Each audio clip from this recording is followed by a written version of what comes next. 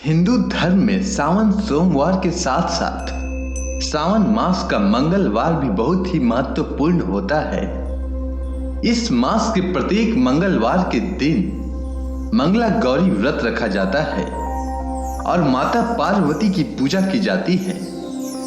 आज 3 अगस्त दिन मंगलवार को दूसरी मंगला गौरी व्रत है। कहा जाता है कि मंगला गौरी व्रत को करने से वैवाहिक जीवन से जुड़ी समस्या खत्म होती है और संतान सुख की प्राप्ति होती है। धार्मिक मान्यता है कि मंगला गौरी के दिन मां मंगला गौरी यानी माता पार्वती की विधि पूर्वक व्रत रखने व पूजा करने से मनोवांछित फल की प्राप्ति होती है। आज के दिन महिलाएं अखंड सौभाग्य की कामना से व्रत रखकर मां मंगला गौरी की पूजा करती हैं और मां महागौरी के मंत्र का जप करके उसके बाद मंगला गौरी की आरती करती हैं।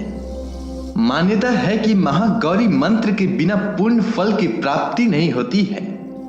मंगला गौरी की पूजा के समय महागौरी मंत्र का उच्चारण जरूर करें। महागौरी मंत्र सर्व मंगल मांगल्ये शिवे सर्वार्थ साधिके शरण्ये त्र्यंबके गौरी नारायणी नमस्तुते। अब चलिए सुनते हैं मंगला गौरी व्रत कथा।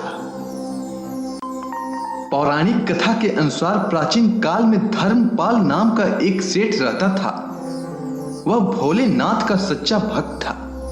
उसके यहां पैसों की कोई कमी नहीं थी, लेकिन उसके कोई पुत्र न होने के कारण वह परेशान रहता था।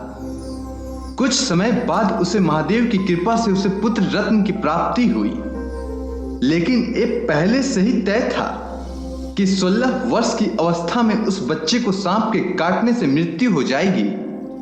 सेठ धर्मपाल ने अपने बेटे की शादी 16 वर्ष की अवस्था से पहले ही कर दी। जिस युवती से उसकी शादी हुई वो पहले से ही मंगला गौरी का व्रत करती थी।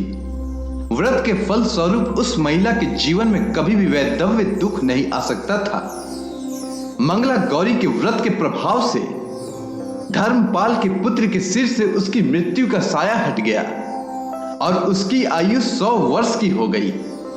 इसके बाद दोनों पति पत्नी ने खुशी खुशी पूरा जीवन व्यतीत किया। तो इस तरह जो भी महिला मंगला गौरी का व्रत करती हैं उनके जीवन में कभी भी कोई दुख नहीं होता है। इसीलिए हर महिला को मंगला गौरी का व्रत करना चाहिए। अगर आपको मंगला गौरी की कथा और उससे जुड़ी संपूर्ण जानकारी अच्छी लगी हो तो कमेंट सेक्शन में जय मां गौरी लिखना न भूलें।